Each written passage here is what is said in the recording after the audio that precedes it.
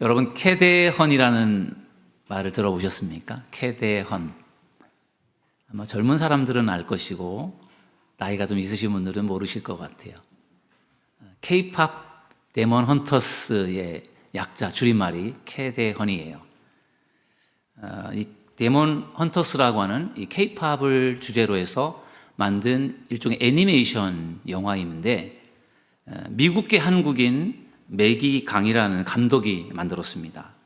그리고 이번에 미국 골든 글로브상 2관왕을 차지한 영화가 바로 이 데몬 헌터스입니다. 하나는 최우수 애니메이션 영화 부분을 수상을 했고 또 하나는 최우수 주제가상을 수상했습니다. 이 데몬 헌터스의 주제가가 골든이라는 노래거든요. 골든. 저도 참 좋아하는 노래입니다. 골든. 제가 요즘 노래는 잘 안 듣는데 이 골든이라는 노래는 들어도 참 매력이 있어요. 그래서 저도 종종 듣는데 이 노래가 애니메이션에서 나와 있는 그러한 주제가였습니다.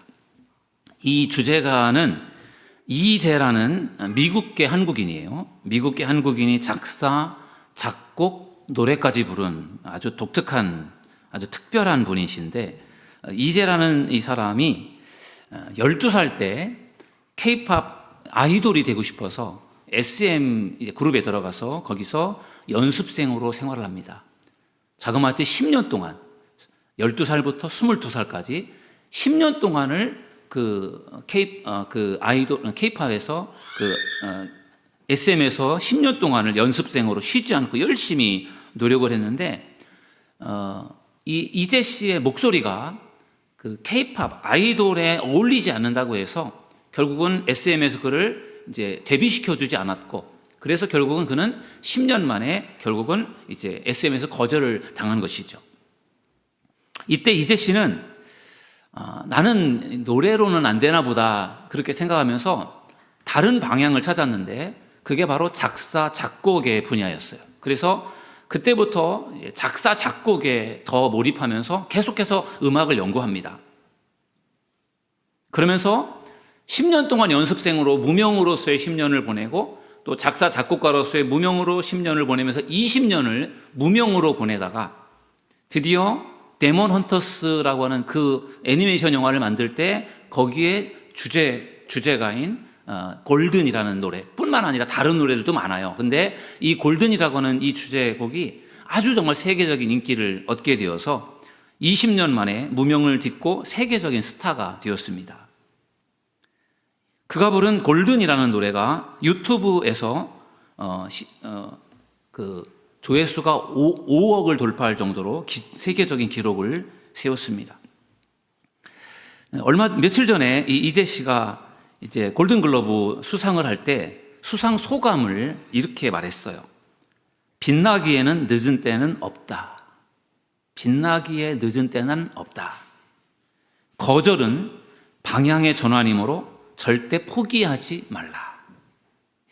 짤막한 말인데 아마 여기에 많은 것이 들어있는 것 같아요. 자기의 이야기죠.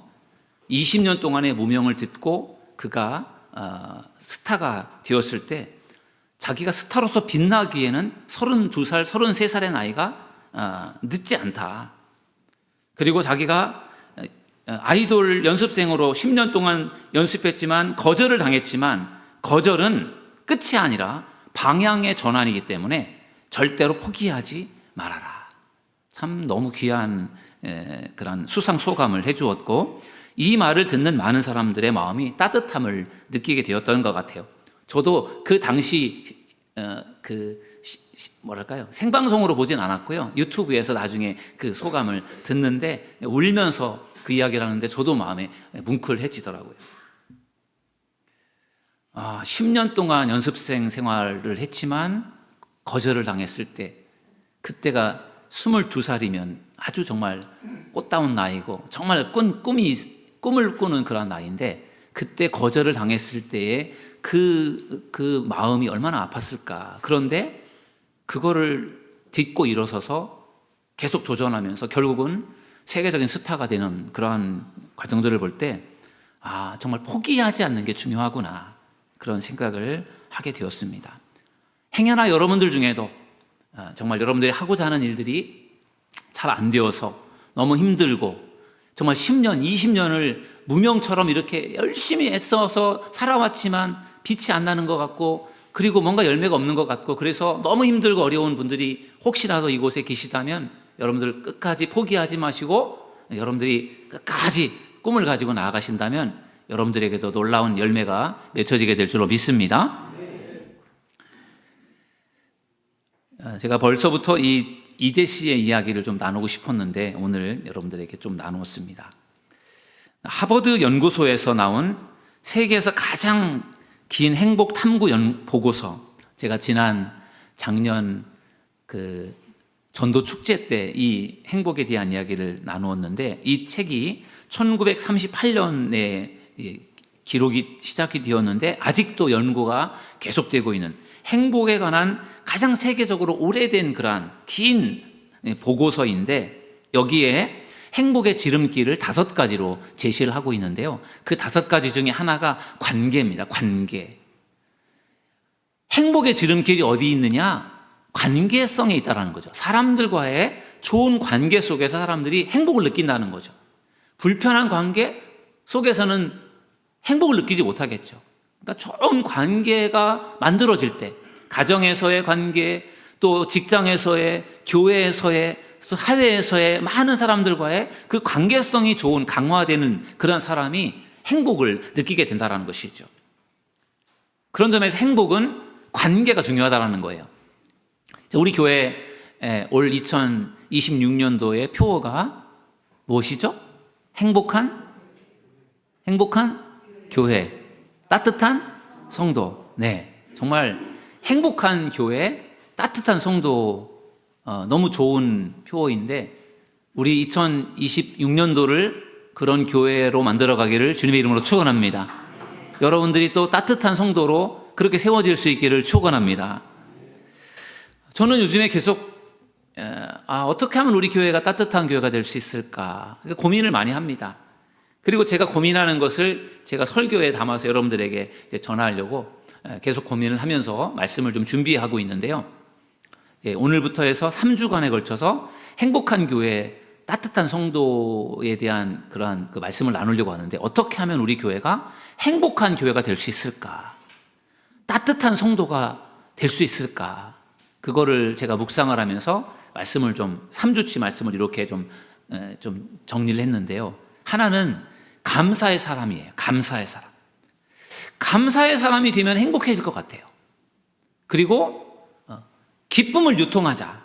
내가 가지고 있는 기쁨을 막 사람들에게 나누어줘서 기쁨이 막 유통이 되면 행복해질 것 같고 따뜻해질 것 같고요. 그리고 힐링을 경험하라. 그러니까 우리가 가정에서든 직장에서든 교회에서든지 힐링을 경험하면은 행복해질 것 같고 따뜻해질 것 같아요. 그래서 그 3가지를 이제 한 주간씩 나눌 텐데 오늘은 감사에 관한 말씀을 나누려고 합니다. 여러분 저를 따라하겠습니다. 감사의 사람이 되라. 여러분들이 감사의 사람이 되기를 주님의 이름으로 축원합니다. 그러면 여러분들이 따뜻해질 거예요. 그리고 여기 안에서 감사의 사람이 많아지면 많아질수록 따뜻해지면서 행복해질 줄로 믿습니다. 오늘 감사의 사람이 되려면 우리가 어떻게 해야 될 것인가? 첫째는요, 감사의 비전을 두라는 것입니다. 저를 따라하겠습니다. 감사의 비전을 두라. 비전이라고 하는 것은 일종의 목표예요. 목표. 그러니까 감사하는 것에 내가 목표를 두고 살아가라는 것이 감사의 비전을 두라는 것입니다. 오늘 우리가 읽은 본문 말씀은 너무나 유명하고 여러분들이 잘 아시는 말씀입니다. 항상 기뻐하라. 쉬지 말고 기도하라. 범사에 감사하라. 이것이 너희에게 향하신 그리스도 안에서 너희를 향하신 하나님의 뜻이니라. 감사가 하나님의 뜻이라고 말하고 있어요. 여러분 우리가 왜 감사의 비전을 두고 왜 감사의 우리의 삶의 목표를 두고 살아야 되느냐? 그게 하나님의 뜻이기 때문에 그렇습니다. 여러분 이 세상에서 하나님의 뜻보다 더 중요한 게 어디 있겠습니까? 하나님의 뜻이 가장 중요한 것 아니겠습니까? 그런데 그 뜻이 감사예요. 감사. 그래서 우리는 감사의 목표를 두고 내가 감사하는 사람으로 살아가야 되겠다. 그렇게 감사의 목표를 두고 살아가는 여러분들이 되기를 주님의 이름으로 축원합니다. 그럴 때 우리가 감사의 사람이 될 수 있습니다. 어느 부족의 추장이 후계자를 세우기 위해서 이제 후계자를 모집한다라는 이제 광고를 냈습니다. 수많은 사람들이 이제 추장이 되고 싶어서 이제 몰려왔습니다.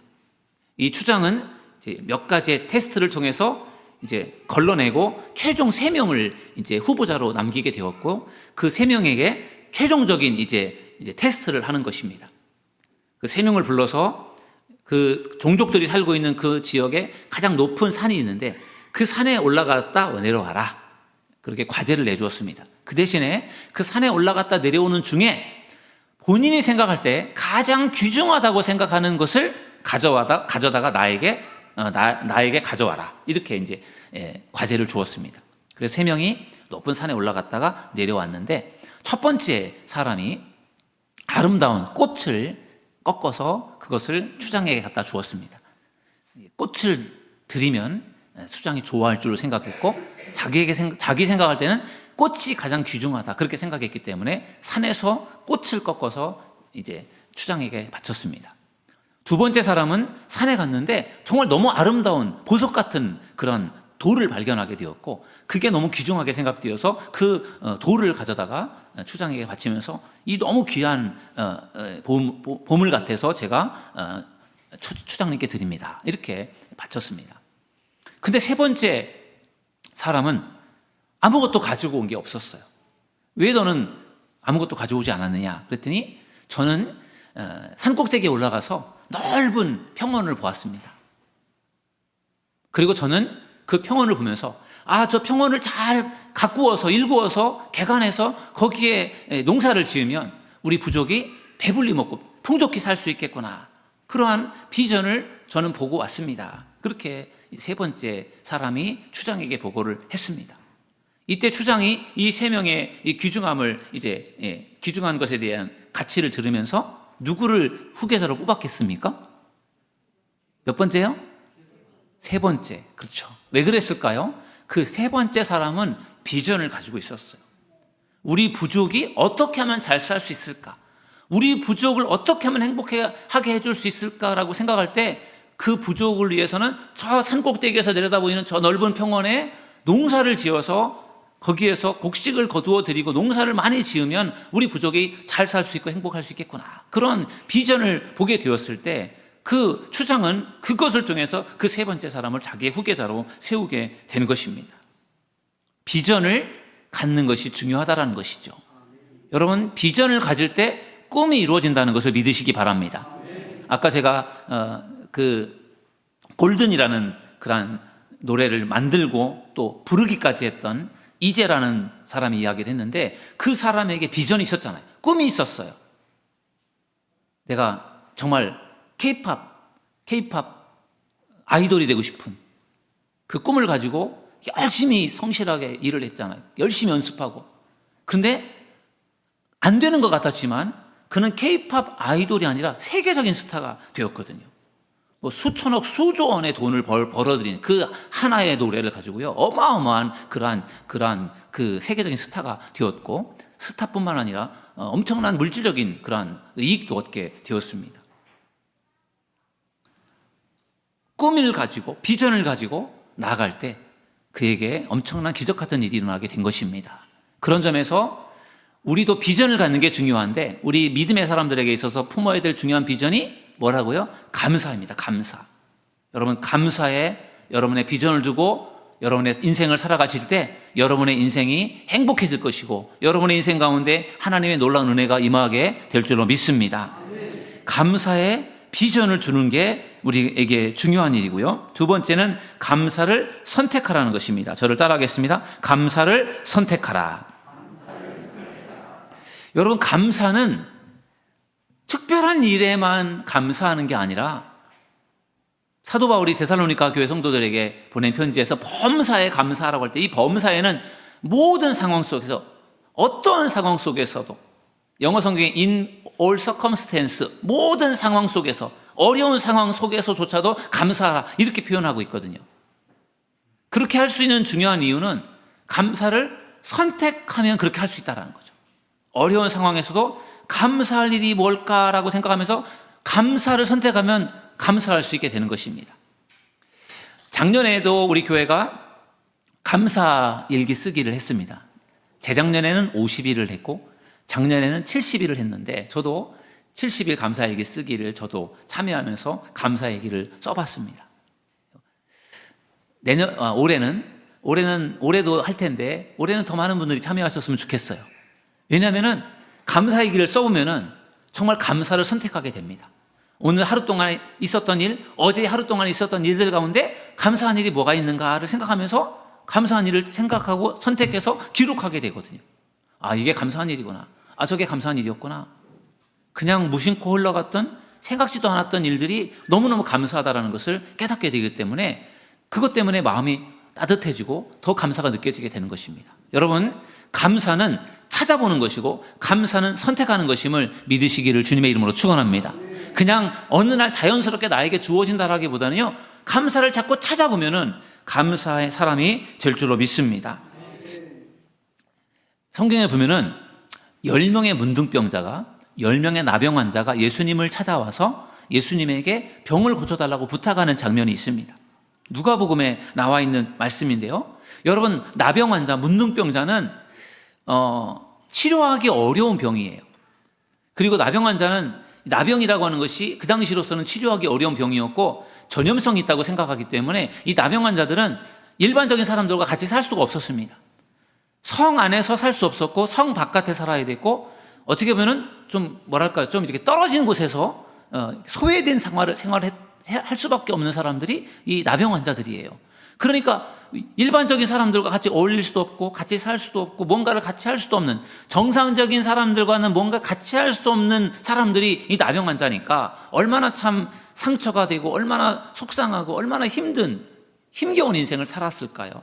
그러다가 이 10명의 나병 환자가 어느 날 예수님의 소문을 듣고 예수님을 찾아간 거예요. 예수님을 만났는데 예수님께 그들이 부탁을 합니다. 예수님, 우리를 불쌍히 여겨주세요. 우리를 좀 고쳐주세요. 이렇게 부탁을 할 때 예수님께서 고쳐주시잖아요. 어떻게 고쳐주시죠? 제사장에게 가서 너희들의 몸을 보여라. 그 당시로서는 제사장이 나병 환자인지 아닌지를 판단하고 결정하는 그러한 역할을 했고, 혹시라도 치유가 되었다면, 나병 환자가 치유가 되었다면 제사장에게 확인을 받아야, 검증을 받아야만 그게 치유가 된 것으로 인정을 받았기 때문에 제사장에게 가라는 이야기는 내가 너희들의 병을 고쳐주었으니까 제사장에게 가서 확인을 받아라, 그런 이야기였어요. 그래서 그들이 제사장을 향해서 가던 중에 치유가 되었고, 그리고 그들이 제사장을 만나서 완치 판정을 받은 겁니다. 그런데 그 10명이 다 치유를 받았는데 그 중에 예수님에게로 찾아와서 예수님, 저의 병을 고쳐줘서 너무 감사합니다, 이렇게 고백한 사람이 몇 명이었죠? 그렇죠, 한 명이었습니다. 한 명. 그래서 예수님께서 성경을 보면은 누가복음 17장 17절에 보면요, 이렇게 말합니다. 예수께서 대답하여 이르시되 10사람이 다 깨끗함을 받지 아니하였느냐? 그 9은 어디 있느냐? 아멘. 예수님이 10명을 치료해 줬는데 9은 어디 있느냐? 감사하지 않는 9명을 예수님이 어떻게 보면 책망하는 이야기예요. 9명? 그들은 왜 여기 오지 않니? 왜 그들은 감사하지 않니? 예수님이 책망하는 말씀이에요. 그런데 그들은 거기 없었으니까 예수님은 찾아온 한 사람에게 예수님은 관심을 기울입니다. 그 사람에게 예수님께서 이렇게 말씀하십니다. 누가복음 17장 19절에 보니까 그에게 이르시되 일어나 가라, 내 믿음이 너를 구원하였느니라 하시더라. 아멘. 그 사람은 예수님을 만나서 병고침을 받았고 예수님에게 찾아와서 감사를 고백하면서 구원함을 얻게 되었습니다. 보통 우리는 이 본문을 볼 때 그가 감사를 했기 때문에 구원을 받았다, 이렇게 생각을 하는데 그렇지 않습니다. 그럼 감사하지 않으면 구원을 못 받는다라고 보면 안 되니까, 이것은 어떻게 보면은 예수님의 말씀 속에 답이 있는데, 예수님이 그 감사를 고백하는 그 한 명의 나병 환자에게 내 믿음이 너를 구원하였다, 이렇게 말씀하셨어요. 너의 감사가 구원한 게 아니라 너의 믿음이 나를 너의 믿음이 너를 구원했다, 이렇게 말씀하셨어요. 그의 마음속에 다른 10명의 나병 환자들보다 이 한 사람의 나병 환자의 마음속에 믿음이 더 있었던 거예요. 믿음이. 그렇기 때문에 이 믿음 때문에 자기를 병 고쳐준 주님을 찾아온 것이고, 찾아와서 주님께 주님 감사해요, 저를 고쳐주셔서 감사해요, 이렇게 고백할 수가 있었던 것입니다. 여러분, 우리가 감사하는 사람이 되려면 우리가 믿음이 필요하다는 거예요. 믿음이. 여러분 안에 믿음이 있어서 여러분들의 그 믿음이 감사로 표현될 수 있기를 주님의 이름으로 간절히 축원합니다. 여러분, 감사하면 우리가 감사를 선택하는 거라고 말했는데요, 감사를 선택하면 여러분이 따뜻한 마음을 갖게 될 줄로 믿습니다. 여러분이 따뜻해지면 우리 교회 분위기도 따뜻해질 것이고 우리가 이곳에서 행복을 느끼게 될 줄로 믿습니다. 그런 점에서 감사의 비전을 두고 감사를 선택하는 것이 매우 중요한 것이죠. 마지막 세 번째는요, 감사를 고백하라는 것입니다. 저를 따라하겠습니다. 감사를 고백하라. 내가 감사의 삶을 살아야지, 이렇게 목표를 세우고 감사의 비전을 주는 것도 중요하고, 그리고 내가 이거는 감사해야 되겠다라고 생각하면서 감사를 선택하는 것도 중요하지만 아주 하이라이트 중요한 건요, 고백이라는 거죠. 고백. 감사합니다, 이렇게 말을 해야만 그게 진짜 감사가 되는 것입니다. 그런 점에서 고백은 열매라고 볼 수 있어요. 감사합니다, 감사합니다, 이렇게 고백하는 사람들은요, 그게 믿음의 열매이고 믿음의 고백인 것입니다. 여러분, 이스라엘 백성들에게 있어서 출애굽 사건, 그리고 광야 사건, 광야 생활은 굉장히 중요한 교훈과 가르침을 줍니다. 이스라엘 백성들이 애굽에서 430년 동안 종살이를 하다가 하나님의 은혜로 그들 애굽을 탈출해서 광야 40년 광야 생활하잖아요. 그리고 광야 생활 40년을 마치고 나서 그 다음에 이제 요단강을 건너 가나안 땅에 들어가는데, 이 광야 40년의 생활이 이스라엘 백성들에게만 중요한 게 아니라 오늘 우리들에게도 매우 중요한 의미가 있어요. 오늘 우리들의 삶에 적용한다면 이 광야 40년의 생활은 이 땅에서 살아가는 우리들의 인생임을 믿으시기 바랍니다. 이스라엘 백성들에게 가나안 땅은 우리에게 천국이잖아요. 우리는 이 땅에서 이제 광야와 같은 인생을 사는 거죠. 어찌 보면은 애굽이라고 하는 시간도 있는데, 애굽은 우리가 예수님을 몰랐던 시간으로 보면 되는 것이고, 광야 생활은 예수님을 알게 된 이후에 이 땅에서 살아가는 모든 시간들이 우리에게는 광야와 같은 인생이에요. 그래서 이 광야의 생활이 중요하고, 이 광야 생활을 어떻게 하느냐에 따라서 가나안 땅에 들어가고 못 들어가고 결정이 되는 것입니다. 이스라엘 백성들이 광야를 생활할 때 그들이 어떻게 생활했습니까? 하나님께서 그들을 판단하는 기준이 뭐냐면요, 그들이 하나님의 말씀과 명령에 순종하느냐 불순종하느냐, 이거를 가지고 하나님께서 이스라엘 백성들을 판단하십니다. 그래서 그들이 순종할 때는 하나님께서 그들에게 은혜를 주시는데, 불순종을 하면 하나님께서 그들에게 징계를 내리십니다. 그래서 40년이라는 시간 동안에 광야에서 생활할 때 그들이 참 힘든 시간을 보내요.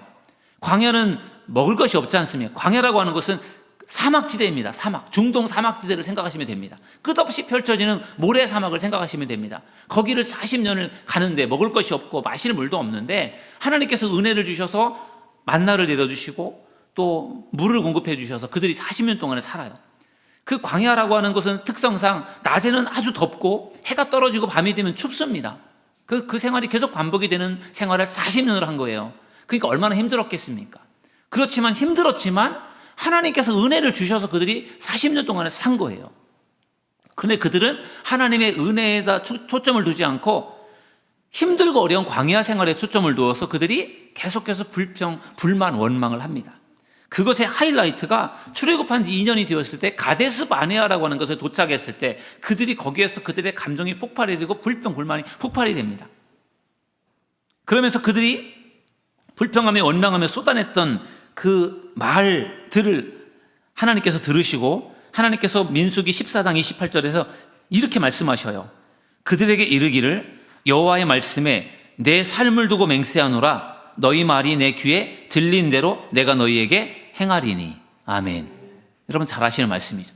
너희 말이 내 귀에 들린 대로 내가 너희들에게 행하겠다. 그러면 그들이 하나님께 무슨 말을 했습니까? 성경을 보면은요, 민수기 14장 2절에 그들이 뭐라고 하냐면은 우리가 애굽 땅에서 죽었거나 이 광야에서 죽었으면 좋았을 것을.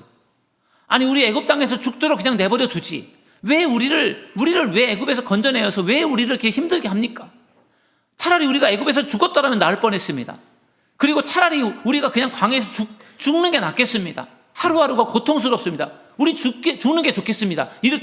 그렇게 말하는 것이 하나님의 귀에 들렸는데 그 들린 대로 하나님이 행하겠다라는 거예요. 불평하고 원망하며 죽는 게 낫다라고 말했던 그 말을 듣고 하나님이 그래? 그러면 너희들 원하는 데 해줄게. 하나님이 그렇게 했다라는 거예요. 그러니까 그 말이 얼마나 중요한 것입니까? 하나님께 불평, 불만 쏟아냈던 것들이 결국은 하나님이 들으시고 얼마나 하나님께서 불편하셨겠어요. 감사하고 축복하고 그리고 그런 고백이 하나님께 올려진다면 하나님이 얼마나 기뻐하시겠습니까? 중요한 것은 결국은 말이라는 것입니다. 말.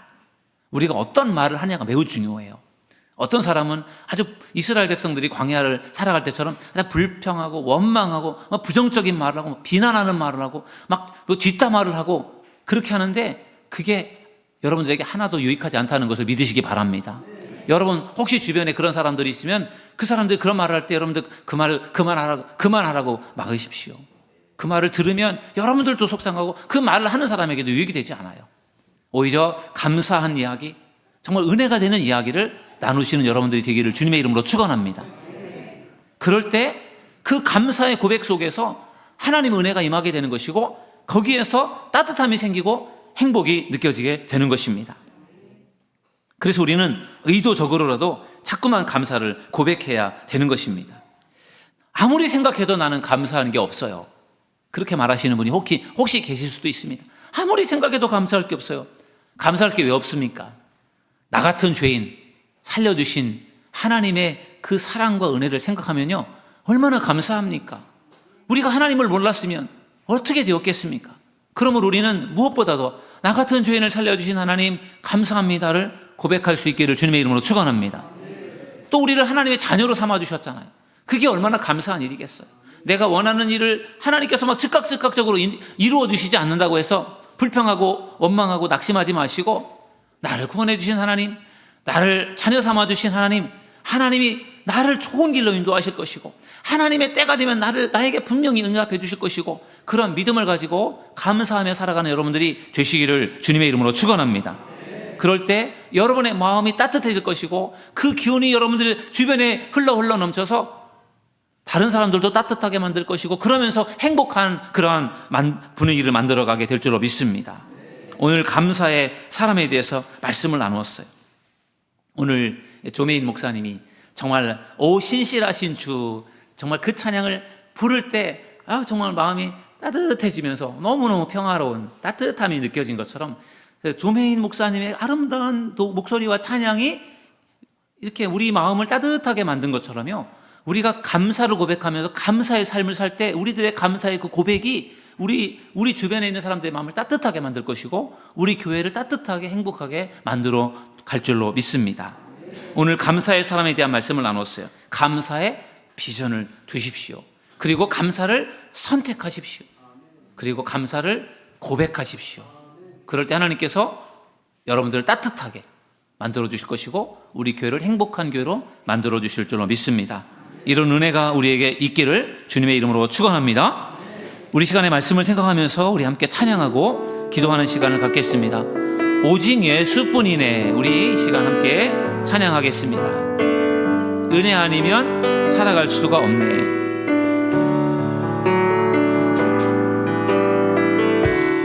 은혜 아니면 살아갈 수가 없네. 호흡마저도 다 주의 것이니 세상 평안과 위로 내게 없어도 오직 예수뿐이네. 그 신계획 다 볼 수도 없고 그 신계획 다 볼 수도 없고 작은 고난에 지쳐도 주께 묶인 나의 모든 삶 버티고 견디게 하시네. 은혜 아니면 살아갈 수가 없네. 은혜 아니면 살아갈 수가 없네. 나의 모든 것 다 주께 맡기니 참된 평안과 위로 내게 주신 주 예수, 오직 예수뿐이네. 아멘. 여러분, 이 시간에 우리 말씀을 생각하면서 함께 기도했으면 좋겠습니다. 정말 우리에게 우리가 얼마나 감사하며 살고 있습니까? 여러분들은 정말 감사의 사람인 것 같습니까? 불평과 원망의 사람인 것 같지는 않습니까? 우리가 감사의 사람이 되려면은 감사의 비전을 두고 감사의 목표를 두고 살아야 됩니다. 감사를 늘 찾아보며 선택해야 합니다. 그리고 감사를 입술로 고백해야 합니다. 늘 감사한 것을 고백하며 늘 감사한 것을 말할 때에 하나님께서 그것을 들으시고 우리에게 더 많은 감사를 허락해 주실 줄로 믿습니다. 그러한 감사의 사람이 될 수 있도록 우리 교회가 감사의 사람이 많아져서 따뜻한 성도들로 말미암아 행복한 교회가 될 수 있게 달라고 이 시간 우리 주여 한번 부르짖고 동성으로 기도하겠습니다. 주여, 주님 이 시간 주님께서 함께하여 주시길 원합니다. 하나님 축복하여 주시기 원합니다. 주여, 우리를 지켜주시고 인도하여 주시기 원합니다. 주님, 감사의 사람이 되기 원합니다. 늘 감사를 고백하며 감사를 선택하며 살아가는 믿음의 성도들이 다 될 수 있도록 축복해 주시기 원합니다. 감사를 선택할 때 하나님께서 우리에게 은혜 주실 줄 믿습니다. 감사를 고백할 때 하나님께서 우리에게 은혜 주실 줄 믿습니다. 주여, 우리 사도들 교회가 행복한 교회가 되기를 원하고 우리 사도들 교회가 따뜻한 성도로 더 채워지기를 원하오니 하나님 인도하시고 축복하여 주시옵소서. 주여, 이 시간도 주님 함께하여 주시고 충만한 은혜로 채워 주시옵소서. 하나님께서 우리의 예배를 기쁘게 받아주시고 우리의 간절한 기도를 주님께서 들으시고 응답하여 주실 줄 믿습니다. 주여, 감사의 사람들 될 수 있도록 하나님께서 인도해 주시기 원합니다. 늘 감사의 비전을 두고 살아가는 우리 모두가 될 수 있도록 하나님께서 인도해 주시기 원합니다. 하나님 축복해 주시기 원합니다. 늘 감사가 넘치도록 채워주시고 범사에 감사하는 것이 하나님의 뜻이라고 말씀하셨사오니 늘 감사하며 살아가는 저희들 모두가 될 수 있도록 주여 축복하시고 인도하여 주시옵소서. 우리 구주 예수님의 이름으로 간절히 기도드립니다. 아멘. 하나님, 우리가 정말 감사의 사람이 되기를 원합니다. 이를 위하여 감사의 비전을, 감사의 꿈을 꾸게 하시고 감사를 늘 선택하는 사람들이 되게 하시고 그리고 그 감사를 고백하며 나누면서 우리의 감사와 우리의 고백이 하나님의 귀에 들려 하나님이 들으시고 우리가 감사하며 고백하는 대로 우리에게 복을 내리워 주시옵소서. 감사하는 사람들이 많아지게 하시고 그 감사가 흘러 넘쳐 다른 사람들에게도 이어지고 그 감사를 통하여 따뜻한 분위기로 만들어지며 우리 교회 성도들이 따뜻한 성도, 우리 교회가 행복한 교회가 될 수 있도록 축복하여 주시옵소서. 이 모든 말씀 우리 구주 예수님의 이름으로 기도드리옵나이다. 아멘.